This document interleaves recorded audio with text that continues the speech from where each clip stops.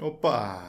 Achou que era quem, hein? Bora então comentar o episódio 4 de Obi-Wan Kenobi, conhecido como Parte 4. Acho que nessa altura do campeonato a gente sabe que os episódios vão ser todos chamados de parte e o número. Lembrando que estamos no episódio 4 e serão 6 ao todo. Pelo menos é o que foi anunciado oficialmente pela Disney. Vai ter segunda temporada? Vai ter continuação? Não posso dizer, até porque eu não sei. Mas oficialmente passamos agora da metade da série. Serão 6 episódios ao todo. E cara, esse episódio, 38 minutinhos só, dirigido pela Deborah Shaw e escrito pelo Joby Harold, junto com a Hannah Friedman, poderia se chamar Obi-Wan Kenobi Fallen Order. Ah, vamos combinar? Acho que todo mundo aqui jogou Fallen Order, ou viu Fallen Order. Se você não viu e não jogou, tem playlist aqui no canal, cara, não só falando sobre a história do jogo, como também jogando o jogo. Spoilers de Fallen Order, tá? Ah, spoilers de Fallen Order e spoilers de Obi-Wan Kenobi, episódio 4. Tá ligado, né? Prossiga por sua conta e risco. Vamos lá, no episódio passado, a Reva conseguiu capturar a Leia e levou a Leia para Nur, para a Lua Nur, onde fica a base dos Inquisidores. Base essa que tinha sido apresentada nos quadrinhos, nesse bitelão aqui que a Panini trouxe pro Brasil.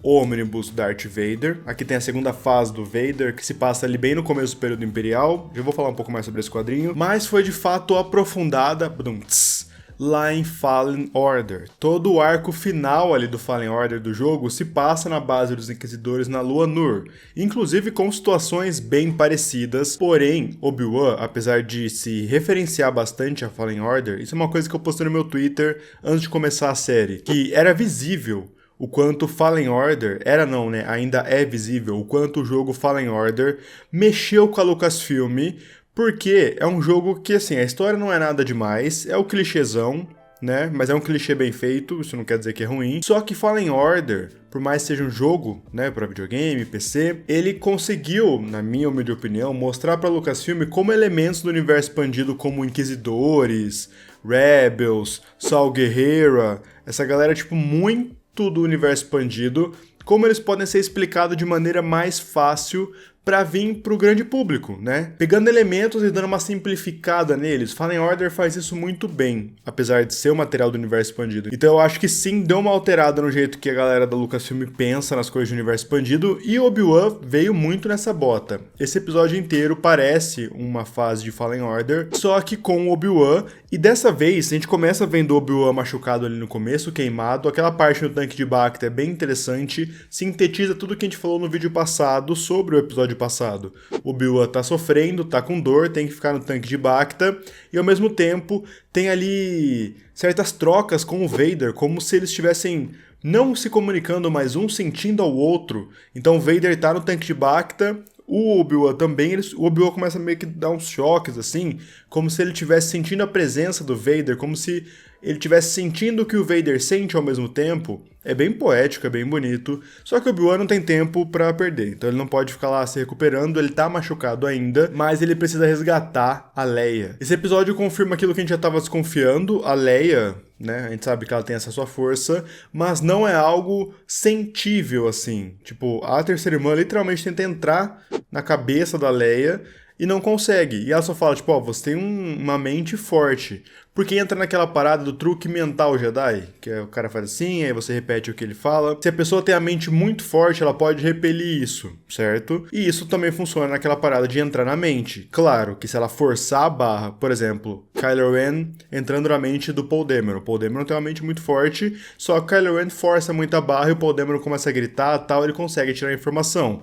Obviamente que a terceira irmã não ia fazer isso com a pequena Leia, até porque a gente tá falando de um show da Disney Plus, mas eles escalam depois ali pro negócio de tortura da Leia, assim, onde eu falei, caramba, olha a Disney, tipo, tortura ela lá, tira a informação dela. Eu fiquei, meu Deus, óbvio que eles iam mostrar isso pra gente, não chega nem a acontecer, o Obi-Wan chega antes, mas é uma decisão criativa bem interessante por parte da Disney, hein? Conhecemos também nesse episódio o Ruken, interpretado pelo ator O'Shea Jackson Jr., que é a cara do Ice Cube. Inclusive, ele é filho do Ice Cube, ele é a cara do Ice Cube, ele é a cara do pai dele. E agora a gente vê um pouco mais sobre o grupo ali, sobre o caminho. É interessante que o Ruken fala sobre a esposa dele, que a esposa dele tinha poderes e foi levada pelos Inquisidores, por isso que ele se uniu à galera do caminho. Então ele sabe o que o Império faz com essas pessoas. Assim, fiquem de olho nele, tá? Essa história de, minha esposa tinha poderes e tal. Sua esposa tinha poderes? E você, meu parceirinho? E o episódio é um grande heist, assim. Vamos nos infiltrar na Fortaleza dos Inquisidores, pegar a Leia e sair o mais rápido possível. A Tala estraga completamente o disfarce dela, usa bastante, né? Ela consegue entrar dando uma carteirada ali, tipo, sabe quem eu sou? Eu sou superiora. E o Império meio que funciona assim mesmo, então ela consegue entrar. Ao mesmo tempo, eu acho que foi bem colocado porque não dá mais pra Tala ser uma espiã do caminho dentro do Império, né? Eu acho que agora ela vai ajudar o Ben 100%. Então é bom já tirar isso da frente no sentido do narrativo. Mas é legal também que ela resistiu ali até o final. Com a terceira irmã na frente dela, com o sabre ligado, quase matando ela, não, eu sou uma espiã do Império. Toda mentirosona ali, toda espiã mesmo. E o Obi-Wan consegue salvar a Leia. Interessante mencionar. No começo do episódio, olha só que legal a construção que eles estão fazendo. A gente tá vendo o Obi-Wan machucado, ele tenta, lembra, ele usa a força ali na nave, chegando em Nur. O comunicador dele faz, dar uma mexidinha só. Para no final do episódio, ele tá usando a força de maneira não forte, no sentido não super poderoso, mas de uma maneira mais integral ali, até mais natural, né? Toda aquela luta dele com os Stormtroopers é bem interessante, desvia tiro, corta o Stormtrooper, desvia tiro de novo e lau. Quando ele segura a janela, é isso, né? Ele tá segurando as rachaduras pra Tala e a Leia conseguirem sumir, depois ele vai passando para as outras, assim, vai rachando tudo. Isso é uma coisa total Fallen Order, inclusive rima visual incrível, é uma homenagem aberta ao jogo Fallen Order, mas ele começa de uma maneira bem machucado, bem sem poderes, e no final, pra salvar a Leia, pra conseguir sobreviver ali com a Tala e com a Leia, ele tem que usar seus poderes, ele tem que usar o seu sabre de luz. Ele meio que voltou por necessidade. O Vader não estava em Nur, mas isso é totalmente justificável. Por quê? Nur, inclusive na imagem promocional de Fallen Order mostra isso muito bem. Nur é uma lua de Mustafar. Mustafar é o planeta onde o Vader tem o castelo, então ele não precisa ficar lá em Nur, ele tá ali no planetinha do lado, e o Rookin fala isso, o Rookin fala, o Vader tá na nave dele ainda, lá no tanque de Bacta, o Vader tem que ficar fazendo isso, ele sai em missão, volta ao tanque de Bacta. Sai em missão, volta pro tanque de Bacta. Então faz sentido ele não tá na Fortaleza dos Inquisidores. É uma coisa que nós falamos aqui nos últimos vídeos. Parece que tem essa integração muito forte entre Vader e Inquisidores, só que o Vader, primeiro, não liga pros caras, e segundo, ele deixa o trabalho sujo pra eles. Então assim, pegamos a Leia aqui, tá bom, tortura essa menina aí, qualquer coisa você manda um zap. Ele não tá lá torturando a Leia. Ele sabe que os Inquisidores vão tirar a informação dela pra achar o caminho e pra achar o Obi-Wan. Ele só vai ali se alguém falhar ou se o Obi-Wan for pego. O que acontece, no caso, é a primeira opção. E finalmente o Vader deu um chega pra lá na terceira irmã. Porque ela tá falhando desde o começo da série. Isso é uma coisa que tá sendo construída. Nesse momento, quando ele chega erguendo ela pelo pescoço, eu falei, nossa, ela rodou. Com força. Só que ela é esperta, ela sabe com quem ela tá trabalhando e botou um rastreador na Lola. Então agora ela sabe pra onde a Leia tá indo. Possivelmente vai levar o Vader para o ataque aos caminhos, porque o Obi-Wan vai estar lá. É interessante a conversa da terceira irmã com a Leia, quando a Leia está sendo interrogada, que a terceira irmã fala, ninguém vai me te buscar, mas eu já estive na sua posição, abandonada, só me deixaram aqui.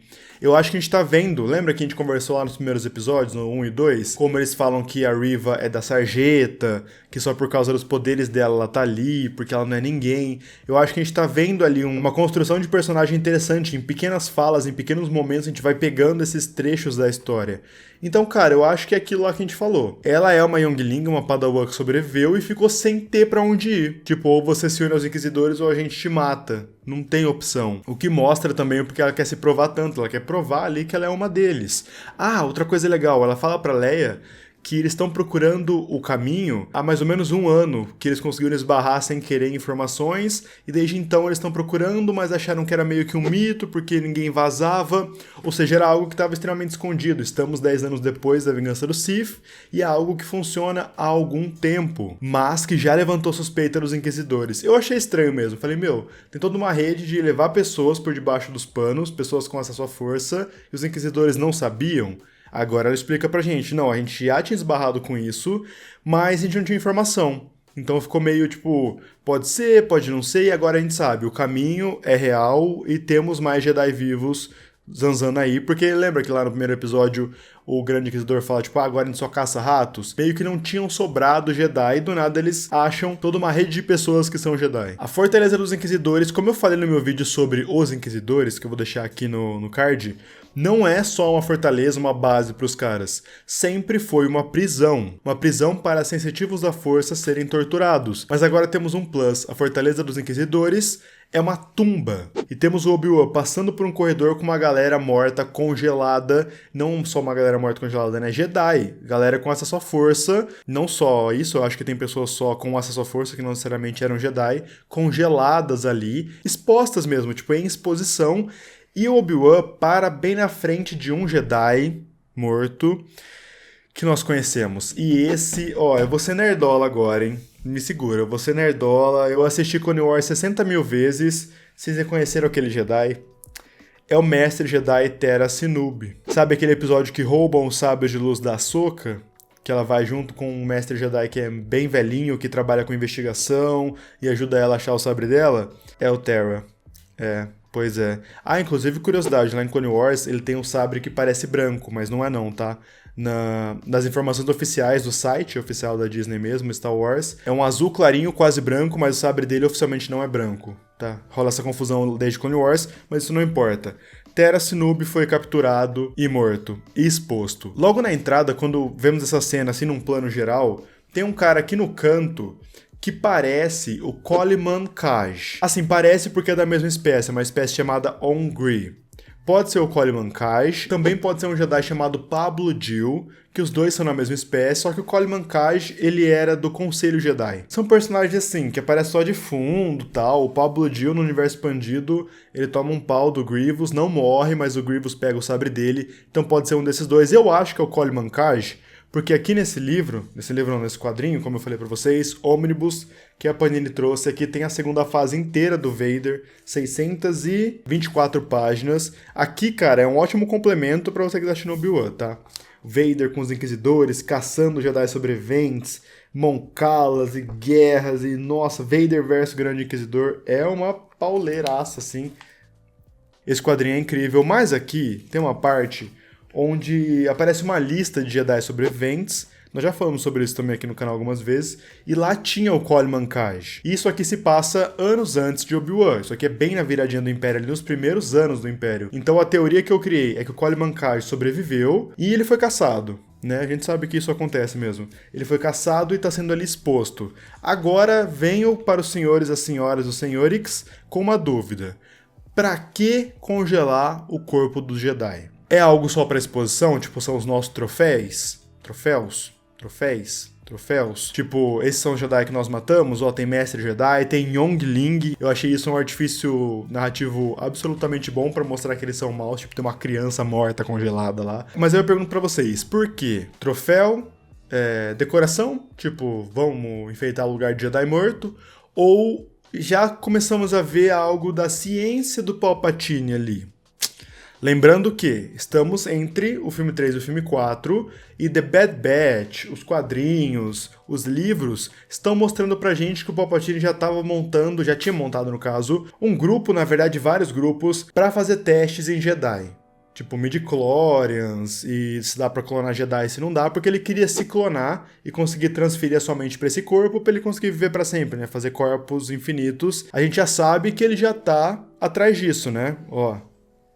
De onde que a gente sabe disso também, Aqui, A teoria que eu criei na minha cabeça, fonte e voz da minha cabeça total. Estão usando corpos Jedi para começar a fazer os testes, mas chega num determinado momento onde eles precisam de midi-chlorians, vivas no caso, tipo, um Jedi vivo para servir de testes ali, para pegar o sangue dele, fazer experimentos com ele, e aí que entra o nosso parceirinho aqui.